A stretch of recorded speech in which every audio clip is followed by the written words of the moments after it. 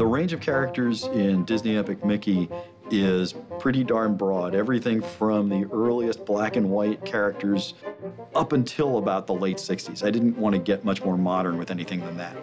But the key is they're all legitimately forgotten, or legitimately rejected, or subtly different than the characters you might expect.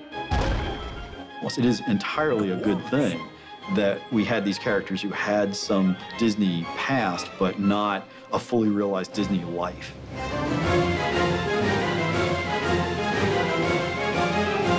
Deciding what to include in the game was really kind of nightmarish. I had a little bit of an advantage just because I really have studied cartoons for a long time, but I had a pretty good idea who I wanted in the game. Mickey Mouse has achieved the highest levels of success, fame, fortune, love in every medium he's tackled, except video games. Yeah, there have been some Mickey Mouse video games, but I want to make him a video game hero on par with the very best, with the Marios, the Sonics, the people think of when they think video games. And I'm hoping Disney Epic Mickey gets him there. Oswald the Lucky Rabbit is one of the saddest and yet funniest characters in cartoon history. He was the prototype for every cartoon rabbit that came after him, and yet completely forgotten. I knew I wanted Horace and Clarabelle, the black and white versions, because they've been replaced by the color versions, and they're kind of the reject pals. Clarabelle, sort of a busybody, she loves her garden, but a real sweetheart and a real good friend to Minnie and Mickey in the early days. Horace is a terrific character, actually. He was probably the most versatile actor in Mickey's gang.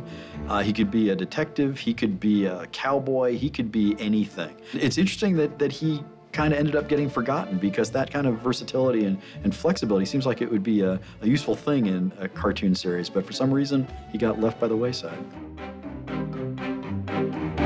I think one of the characters we've had the most fun with was the character of Pete. And in fact, in the game, Pete has many incarnations. I call it the League of Petes.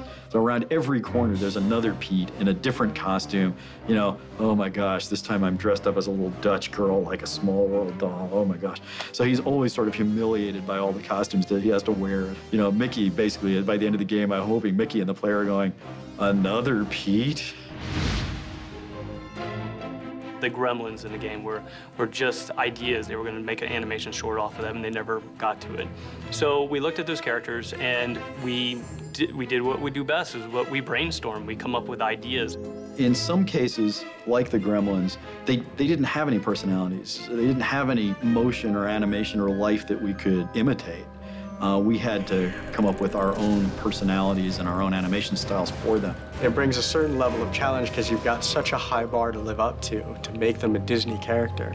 But I think the animators had done a great job in exploring all of the other Disney characters, that they kind of got it in their heads as to how we can make these characters fit in a Disney world that have never been there before.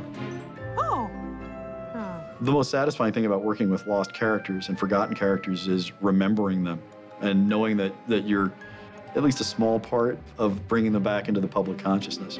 All these characters are worthy of the love and affection of audiences. There's a little fictional thing in the game about the importance of hearts. When a character is loved by audiences and successful in cartoon, their little cartoon heart beats in their chest, right? And when they're forgotten, that heart just sort of fizzles and disappears, and then they themselves disappear and appear in the wasteland. And so the one thing that no character in Wasteland has is a heart. I get this picture when I think about Gus and old black and white Horace and the Mad Doctor, and I just feel in this weird sort of way that I'm giving them their hearts back. Their hearts are going to appear in their chests again, and they're going to pop back into the real world, and people out here are going to love them again.